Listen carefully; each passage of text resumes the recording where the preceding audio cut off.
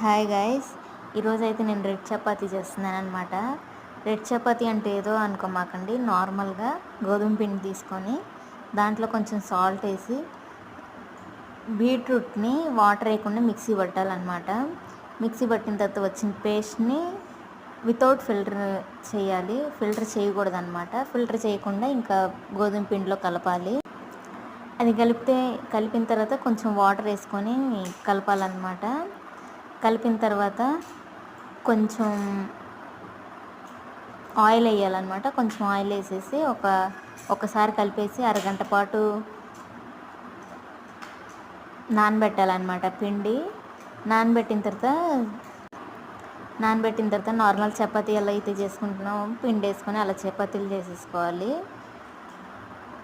నాకైతే అంత పర్ఫెక్ట్గా రౌండ్గా రాదనమాట. నేను నార్మల్గా చేసేసాను మామూలుగానే.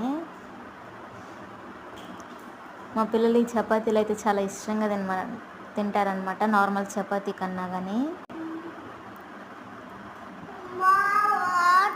తర్వాత ప్యాన్ మీద కొంచెం వేడెక్కిన తర్వాత ఒక ప్యాన్ పెట్టుకొని అది వేడెక్కాక ఫస్ట్ కొంచెం ఆయిల్ వేసాను అనమాట. ఆయిల్ వేసాక చపాతీ వేసి కొంచెం వేడెక్కాక ఆపోజిట్ వైపు తిప్పాలి. ఆపోజిట్ వైపు కూడా కొంచెం వేడెక్కాక ఆయిల్ వేసుకోవాలన్నమాట.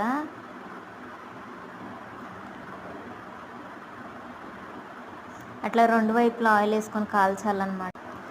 ఈ చపాతీ కొంచెం కాలడానికి టైం ఎక్కువ పట్టింది అనమాట, ఎందుకంటే బీట్రూట్ కలుపుతాం కదా, అందుకని. ఇంకా కాలాక బబుల్స్ వస్తున్నాయి. ఇంకా అదే నాకు ఒక చపాతీ చేయడానికి 2 minutes అయితే పట్టింది, ఒక చపాతీ కాలడానికి. ఇంకా అది కాలాక ఒక